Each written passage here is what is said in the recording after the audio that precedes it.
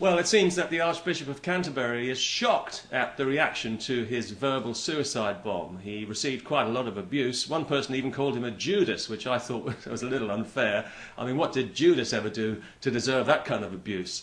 Yes, okay, he betrayed Jesus, but the Christian Church has betrayed him every day for the last 2,000 years, and nobody seems to care about that. The Archbishop is a very clever man, but he's clever in a useless way because he lives in a bubble. All this stuff is theoretical to him. None of it will impact on his life in any way, so he can well afford to be magnanimous about it. Personally, I don't think it will affect his credibility because I don't think he ever had any in the first place, but I think his words are important because they're symptomatic of a wider malaise in British society. Whenever there's a clash between Islamic culture and the indigenous culture here in Britain, yes, I did use the word indigenous as opposed to Islamic, i.e. alien and foreign, just thought I'd clear that one up. Whenever they clash, the indigenous culture is always presumed to be in the wrong, in the interests of community cohesion, of course. For example, polygamy is illegal in Britain, but Muslim polygamists not only get away with it, they now also receive extra state benefits for their extra wives. Hate speech is banned in Britain for everyone except extremist Muslim imams who are free to preach hatred against Jews and homosexuals because if we required them to obey the law, well, they might be offended. I would say that we ought to be ashamed of ourselves, but of course we already are, which is why all this is happening. Now, Western society has its faults, as we all know, and as the Islamists themselves never tire of pointing out. But personally speaking, they're faults that I can live with. Islam, on the other hand, has faults that I can't live with and I won't live with under any circumstances, and a lot of people in this country feel exactly the same way. The reason that we don't want any aspect of Sharia law in our society is because it's a manifestation of clerical fascism, and because it favours men over women, which makes it a violation of civilised democratic values. And the reaction that the Archbishop received, which obviously did affect him, which just goes to show what a bubble he really does live in, and it also explains why so many Muslims were puzzled by his remarks, but the reaction is an illustration of the anger that people feel at not being allowed to express an honest opinion about Islam in our society, because rather than calling things honestly by their name, we're always encouraged to hide behind cowardly euphemisms to avoid offending people who've got nothing to be offended about. Just last week, for example, we were issued with special politically correct guidelines about how we should refer to Islamic terrorism lest we give the false impression that it's got anything to do with Islam.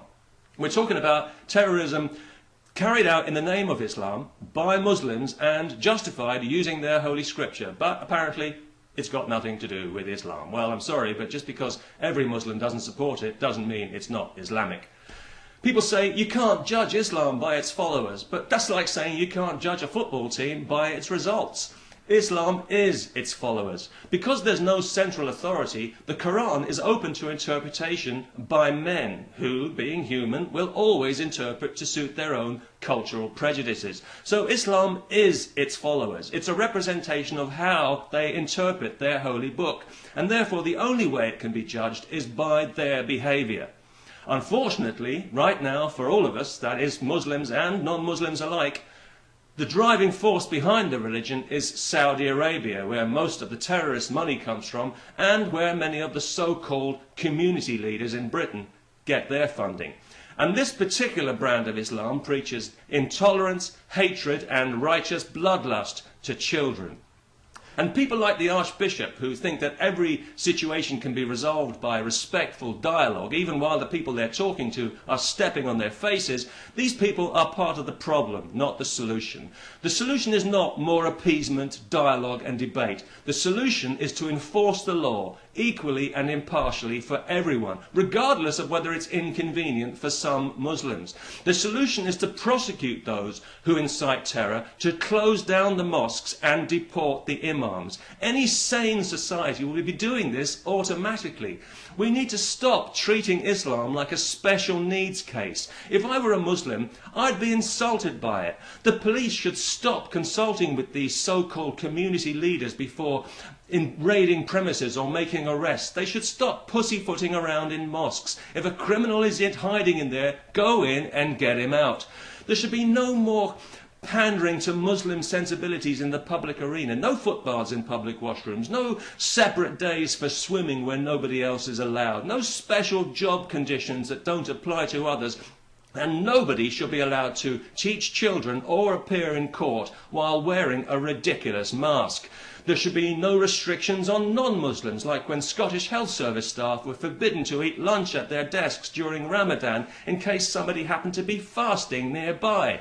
And there should be no cultural sensitivity of any kind involving Christmas or pigs or dogs. In fact, just a couple of weeks ago, the classic story of the Three Little Pigs, the classic children's story, was censored by a committee of English middle-class bedwetters desperate to show how culturally sensitive they are at everybody else's expense. And it's a classic story. We all know the story, I'm sure, the Three Little Pigs. They're building their houses, aren't they? One of brick, one of wood, and with a naivety that would embarrass even a dhimmi archbishop, one of straw. And we all know what happens. The big bad wolf comes along and blows down the first two houses, but he can't blow down the brick one, so he flies an aeroplane into it and blames the Jews. Isn't that it? No? Gosh, you know, it's so long since I read that story, I guess I'll have to go back and read it again. That's if I can find a copy that hasn't been pulped in the interests of community cohesion. Peace to everyone, especially to all those Muslims who are as embarrassed as I am by this cloistered, bubble-headed fool of an archbishop.